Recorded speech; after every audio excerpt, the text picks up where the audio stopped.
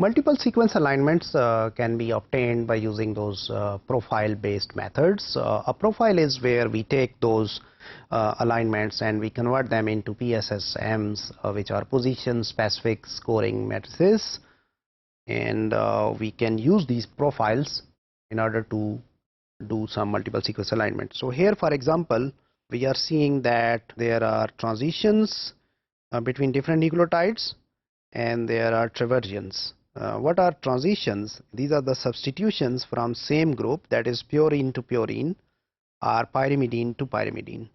So if in this matrix we see that if we have an A on one side and A on other side, we come up with a score which is +2, and we have different scores. For example, if A replaces C, and that is -2, because A is coming from these purine groups and C is coming from pyrimidine groups. So whenever we know those nitrogenous bases, they are divided into two groups, adenines and guanines, which go as purines, and we have cytosines and thiamines, they make up the pyrimidines. So same way, since these are the variables which give recognition to our DNA, and DNA nucleotides are recognized because of these nitrogenous bases, so we can classify DNA nucleotides based upon these nitrogenous bases. So here, if we have an A nucleotide and that has been matching with an A, obviously it's an exact match, so you get a +2 score.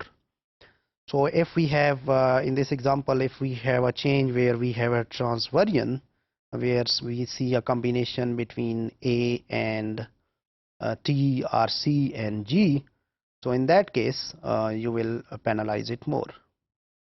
So sometimes we take those profiles, we go into the data sets, which are kind of, we call it as training data sets, or we go to the databases where we record what is the frequency of those different amino acids on different positions of those proteins. So we can use that information, profile information, to validate our alignments.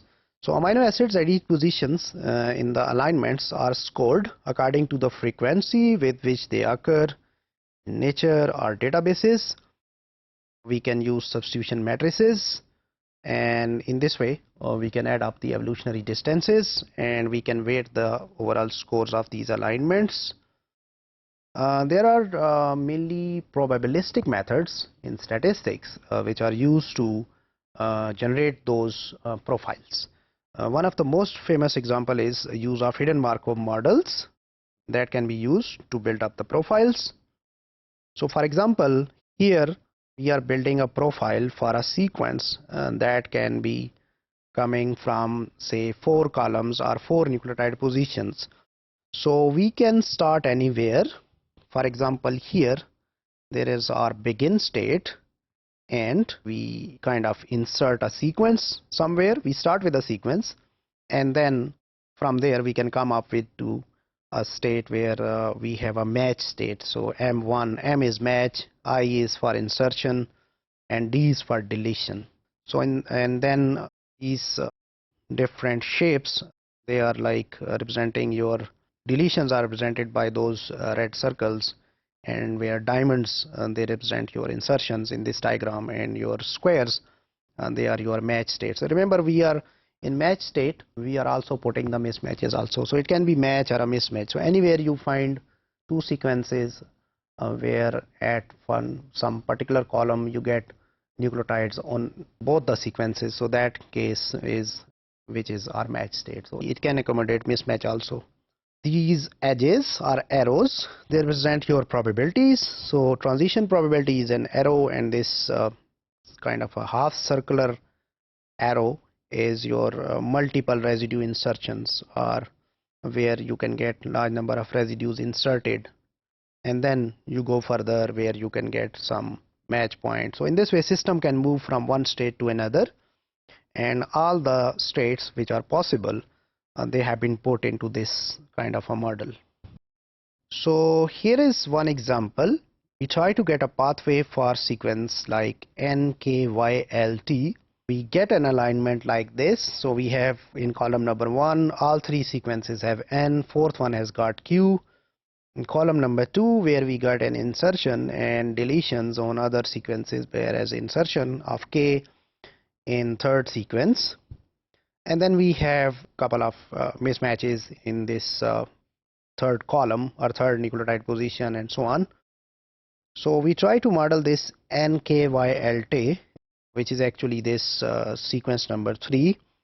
We model it like this. So from beginning, we go to a M1 state, there is a match state, and from there we go into an insert state or I. And then we move to M2, M3 and M4, and finally we end it.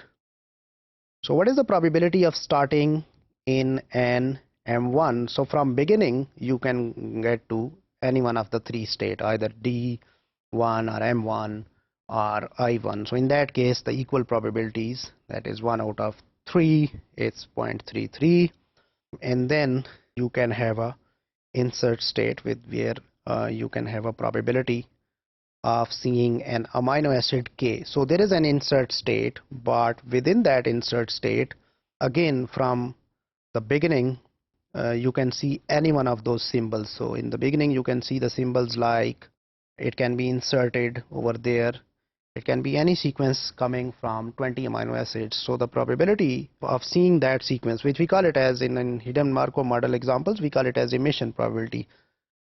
So you are in any of these states. There are 3 states in the system, M, I, and D. So probability, the transition probability of moving into those states or staying within those states is 0.33, since there are 3 possibilities where our system can go. But within each state, what is the emission probability? There are 20 amino acids, so the emission probability is 1 by 20, which is 0.05. So we take all those probabilities, emissions and transition, and we multiply them with one another, and finally we can come up with the overall probability of this sequence, which is NKYLT, that is equal to 6.1 into 10 power minus 10.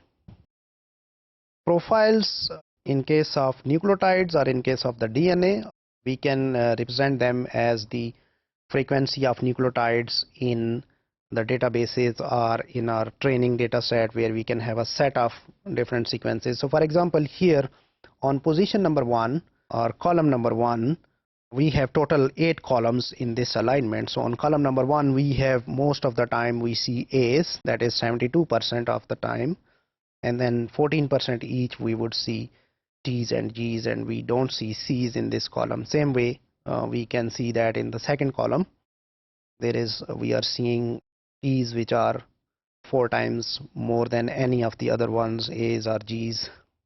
We see more G's in third column and so on. So in this way we can generate these profiles, and we can put those profiles in our record, and then we can come up with some alignment, and then we can align those sequences. And for those aligned nucleotides, then we can look back into our profiles whether they are following or fitting to our profiles or not.